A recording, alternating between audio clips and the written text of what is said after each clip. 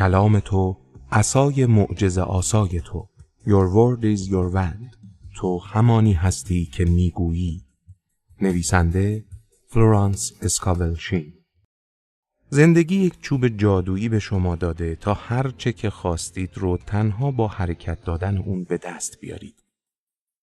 همه ما این چوب جادویی رو داریم، ولی بسیاری از ما از اون استفاده نمی کنیم. قدرت کلمات عصای جادویی ما هستند. در این نانو کتاب اسکاول شین از قدرت کلمات و اثرگذاری اونها روی زندگیمون میگه. تکرار روزانه عبارات تأکیدی در پایان هر بخش میتونه تغییرات بزرگی در زندگیتون ایجاد کنه. فلورانس اسکاول شین نویسنده، تصویرگر و هنرمند محبوب امریکایی بود. او دانش الهی رو تدریس میکرد و از این طریق تونست گره از مشکلات زندگی افراد بسیاری باز کنه و تلاش میکرد تا پیام معنویت رو به مردم جهان برسونه. کتاب‌های او به زبان‌های مختلف ترجمه شد و در اختیار همگان قرار گرفته. نفوذ کلام به قدری اهمیت داره که عیسی مسیح هم در مورد اون گفته از سخنان تو بر تو حکم می شود. بنابراین انسان توانایی اون رو داره که با حرکت عصای معجزه‌گر کلام خودش وضعیتی نامطلوب رو تغییر بده. او با این حرکت میتونه غم رو به شادی، بیماری رو به سلامتی و تنگ دستی رو به فراوانی نعمت تبدیل کنه. انسان این قدرت رو داره تا روی همه عناصر و موجودات تسلط پیدا کنه. هر فردی این توانایی رو داره که غبار و مه زندگیش رو پراکنده کنه. شاید این مه فقر و تنگ دستی باشه یا مه عشق و شادمانی و سلامت. کامیابی. همیشه کلام یا تصاویر خاصی وجود داره که روی ذهن نیمه هوشیار شما اثر میگذاره. شما میتونید از جملات تأکیدی برای رسیدن به خواسته هاتون استفاده کنید. مثل اکنون راه من برای تحقق مثبت الهی گشوده است و حق الهی من در بخشش او و به شکلی شگفت‌انگیز و معجزه آسا به من میرسد. اکنون که شرایط و چیزهای فرسوده گذشته را کنار می‌گذارم و در واقع به شکل دیگری به همه چیز نگاه می‌کنم، باشد که نظم الهی در جسم و روح و امورم جاری شود. حالا همه چیز از نو آغاز می‌شود. آنچه مصلحت من است و محال به نظر می‌رسد، همکنون به وقوع می‌پیوندد و آنچه غیر منتظر است روی خواهد داد. خدا شکست ناپذیر است. پس من هم در پناه او شکست نمیخورم. چرا که جنگجوی درونم پیشا پیش پیروز شده است. دولتمندی. افراد در جهانی زندگی میکنن که خدای بزرگ رزق و روزی اون رو تأمین میکنه و هر آنچه رو که لازم دارن در اون قرار داده. ولی در این خزانه تنها از طریق ایمان محض و کلام معجزه آسا باز میشه.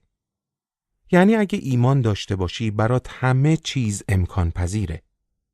شما میتونید از این جملات تأکیدی برای رسیدن به خواسته هاتون استفاده کنید. اکنون فراوانی نعمتهای آسمان بیکران، ضروریات و نیازمندی هایم را به سوی خود میکشانم. همه راه ها به رویم باز است و همه درها در مقابلم گشوده است. در تمام طول عمرم بخشندگی و رحمت به دنبالم می آید و برای همیشه در جایگاه توانگری باقی می مانم. همه راه ها باز و همه درها به رویم گشوده است تا خیر و برکت بیکرانی که خدا برایم مقدر کرده است به من برسد.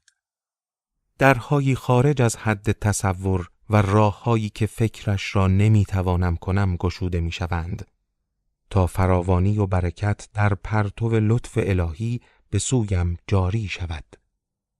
من بی باکانه و جسورانه و بی دریغ خرج می کنم، زیرا معتقدم خداوند روزی رسان لایتناهی و بی دریغ من است.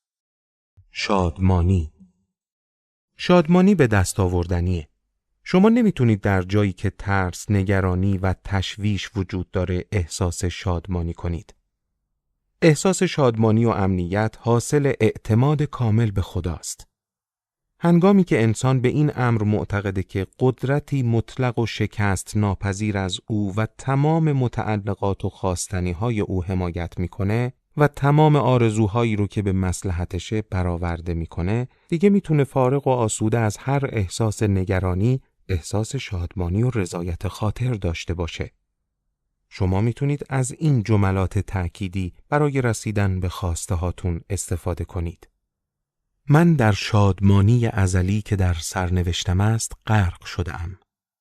خیر و مصلحت بیکرانم از راه‌های طولانی و بیپایان به من میرسد. من هماهنگ، شادمان و با تراوتم و به استبداد و ترس هیچ وابستگی ندارم. عشق و ترس همیشه همراه زنانه. اغلب زنان نمیتونن باور کنن که مرد محبوبشون عاشقشون نیست. این جملات تأکیدی به شما کمک میکنن تا بر ذهن نیمه هوشیار خودتون غلبه کنید. چرا که در حقیقت فقط یگانگی وجود داره. شما میتونید از این جملات تأکیدی برای رسیدن به خواسته هاتون استفاده کنید. از آنجا که با خداوند یکتا همراهم، پس عشق و شادمانی جدا نشدنی با من همراه است. تجلی عشق الهی درونم تمام موانع ظاهری را از بین برده و راهم را واضح، آشکار و ساده کرده و مرا به موفقیت میرساند. اینک دروازه‌های شادمانی به رویم گشوده میشوند. ازدواج. اگه ازدواج بر مبنای یکی شدن بنا نشده باشه، پابرجا نمیمونه. بعد از ازدواج دو قلب در یک کالبد هستند که اگر اونها هم فکر نباشند نمیتونن در کنار هم زندگی کنن. و اگه چنین نباشه به ناچار باید از هم جدا شن. اگه میخواید در همسرتون تغییری ایجاد کنید، باید ابتدا خودتون رو تغییر بدید. چرا که انسان‌ها با آنچه که در ذهن خودشون میپندارند یکی هستند. هر انسانی یک نیمه دیگر یا بعد الهی دیگه داره. شما میتونید از این جملات تأکیدی برای رسیدن به خواسته خودتون استفاده کنید. خداوندا شاکرم، زیرا عقدی را که فقط در بهشت وجود دارد روی عرصه خاکی زمین قرار داده ای. اکنون و تا زمانی که دنیا وجود دارد این زوج یکی خواهند شد. بخشایش. شما میتونید از این جملات تأکیدی برای بخشایش و بخشیده شدن استفاده کنید. من همه انسانها را میبخشایم و مورد بخشش همه قرار میگیرم. دروازه‌های خیر و صلاح روی من گشوده شده است. من قانون بخشایش را فرا میخوانم. من از هر گونه خطا و عواقب آن رها و آزادم. من تحت قانون بخشایش قرار گرفتم، نه زیر قانون کارما یا کنش و واکنش. حتی اگر خطاهایم از آتش سرختر باشند، من از برف سفیدتر خواهم شد. چیزی که در ملکوت مقدر نباشد، هرگز روی نداده و میسر نخواهد شد. کلام خردمندانه. ما میتونید از این جملات تأکیدی برای رسیدن به کلام خردمندانه استفاده کنید. ایمان بی عدل ذره‌ای فایده ندارد. خدا خودش بهتر می‌داند که چطور در و تخته را با هم جور کند.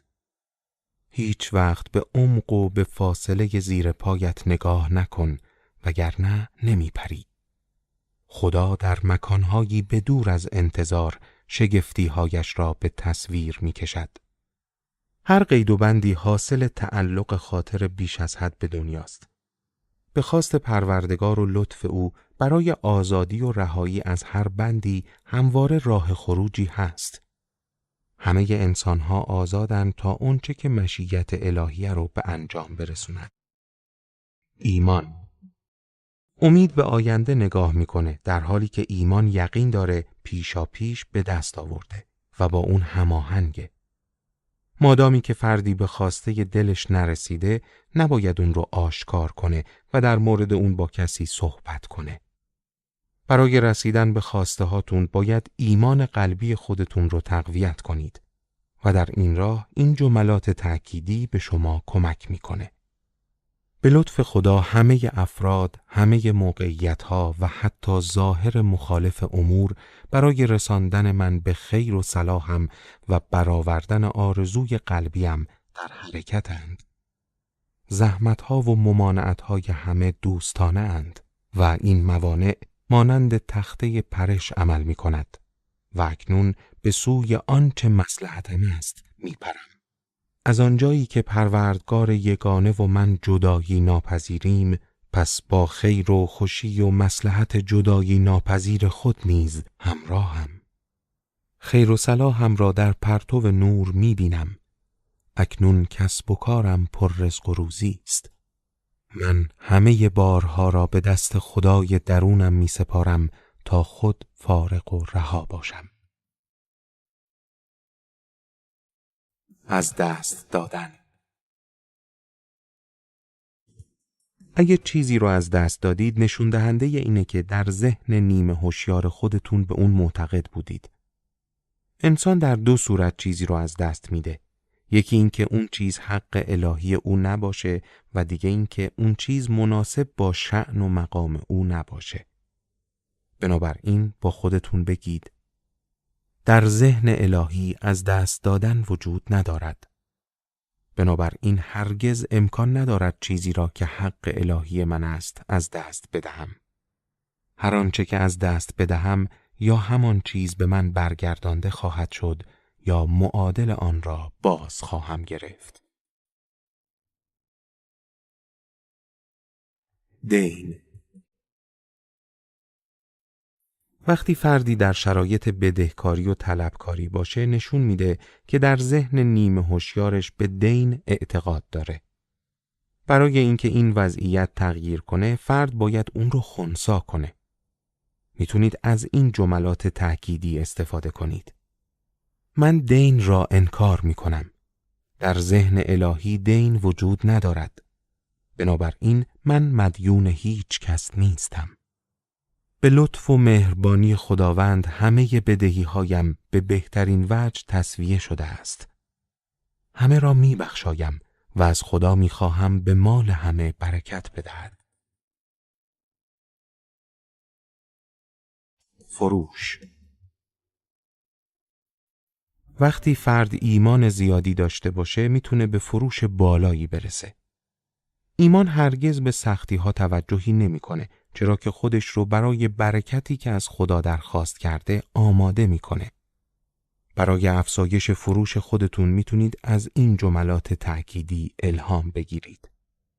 همینک خداوند را شاکرم که این کالا یا دارایی به فرد یا افرادی که مصلحت می‌داند و به قیمتی که صلاح است در مایه لطف و مهربانی او به فروش می‌رسد تا رضایت کامل برآورده شود. مصاحبه ها. شما میتونید از این جملات تأکیدی برای رسیدن به خواسته هاتون استفاده کنید. در ذهن الهی رقابت وجود ندارد. به لطف خدا آنچه که حقم است به من میرسد. من در عشق ورزی با جان این فرد یا افراد یگانه هم. خدا محافظ منافع و مصلحت‌های من است و اکنون همان خواسته خدا اتفاق خواهد افتاد. هدایت. راهنمایی‌ها و راهنمودهای خداوند همیشه در پیش روی ما قرار داره. کافیه که اون رو دریابیم. بنابراین این جملات تأکیدی رو در ذهن داشته باشید. ای جان لایتناهی، به من خرد و فرزانگی عطا کن تا از تمام فرصت‌هایم به بهترین شکل استفاده کنم و از کوچکترین امکانات خود غافل نمانم. من همواره در پرتو وحی و الهام خدایم، پس میدانم چه کاری باید بکنم و از کدام راهنمودهای شهودیم پیروی کنم. من وسیله‌ای هستم کامل و تسلیم امر خدا تا مشیت الهی خود را از طریق من برقرار سازد و همکنون طرح کامل او برای من آشکار می گردد. حمایت. وقتی بدونیم که نیروی عظیم از ما حمایت میکنه، هیچ چیز نمیتونه ما رو از رسیدن به خواسته هامون دور کنه. پس با خودتون بگید من در پرتو نور خداوند قدم برمیدارم و هیچ چیز مانع از خیر و صلاح من نمی شود.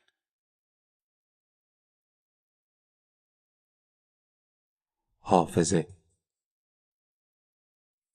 قدرت حافظه نیروی شگفت‌انگیزه و برای اینکه اون رو حفظ کنیم باید با کمک این جمله تأکیدی در تقویت حافظه خودمون تلاش کنیم. در ذهن از بین رفتن حافظه وجود ندارد. پس هر چرا که باید به یاد بیاورم به یاد میآورم و هر چرا که مصلحتم نیست فراموش میکنم. طرح الهی. هر انسانی دارای یک طرح الهیه که این الگوی الهی حیات انسان هم در هوشیاری برتر او نقش داره. طرح الهی دارای سلامت کامل، ثروت کامل، محبت کامل و بیان کامل نفسه. هر چیزی که بخوایم برای برآورده شدن باید خواست خدا باشه. میتونید از این جملات تأکیدی استفاده کنید. از هر چه که در مشیت الهی زندگیم قرار نگرفته صرف نظر میکنم تا طرح الهی زندگیم همکنون آشکار شود. حق الهی من نمیتواند از من گرفته شود. خواست خدا برای من در حد کمال و پایدار است. به یاری لطف الهی همه درها برای شادمانی‌های غیر منتظره باز می شود و خداوند در اجرای طرح الهی زندگیم درنگ نمی کند. سلامت. شادمانی انسان در ارتباط با شادمانی و موزون بودن اونه و هر چقدر این مورد بیشتر باشه انسان از سلامتی بیشتری برخورداره. ناراحتی‌های جسمی و روحی ما ناشی از تخطی از قانون معنویته. اگه انسان تصور خودش رو تغییر بده از بسیاری از ناراحتی‌ها در امان خواهد بود. انسان باید خودش رو چنان ببینه که خدا او رو میبینه و اگه بتونه دیدگاه خودش رو نسبت به خودش تغییر بده بیماری و درد و ناراحتی از او دور خواهد شد. برای بهبود سلامتی میتونید از این جملات تأکیدی بهره ببرید. من خستگی را منکر میشوم چرا که از هیچ چیز خسته نمیشوم. در ملکوت سعادت جاودانه و شگفتی‌های بسیار و شادمانی‌های اعجاب‌انگیز زندگی میکنم. بدن من نور است، بدون زمان، خستگی ناپذیر، بی تولد و بی مرگ. نور خدا بر سلولهای تنم میتابد و برای سلامتی خود سپاسگزارم.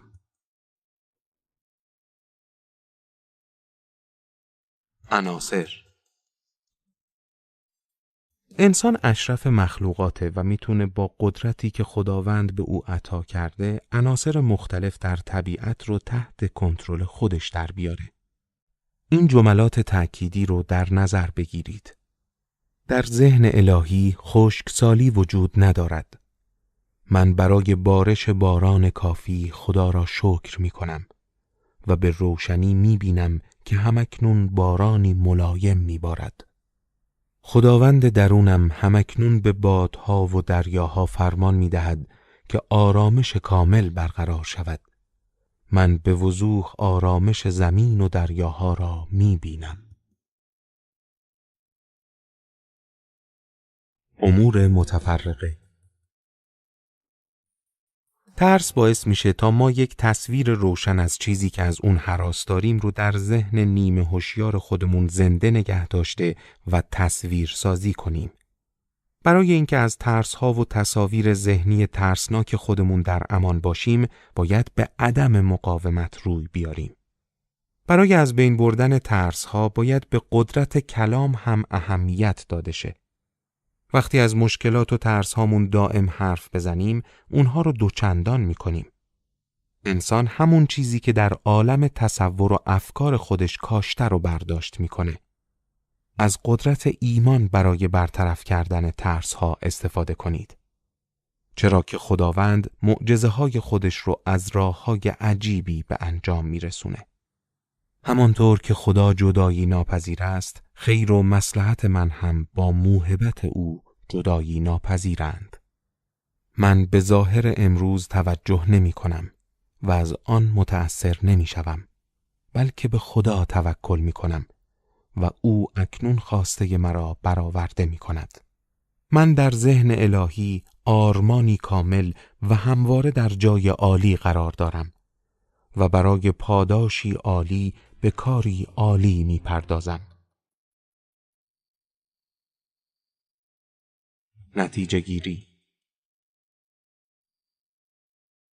تنها جمله‌ای رو تأکید کنید که بیشتر از همه میپسندید. اون وقت جمله خودتون رو با وضعیت پیش اومده تطبیق بدید. چون این کلام همون عصاییه که معجزه میکنه. هر کلامی که بر زبانم جاری میشود همان خواهد بود و بازتاب آن بی اثر نخواهد بود و همان خواهد شد که خواسته‌ام به وقوع بپیوندد. کتاب مقدس.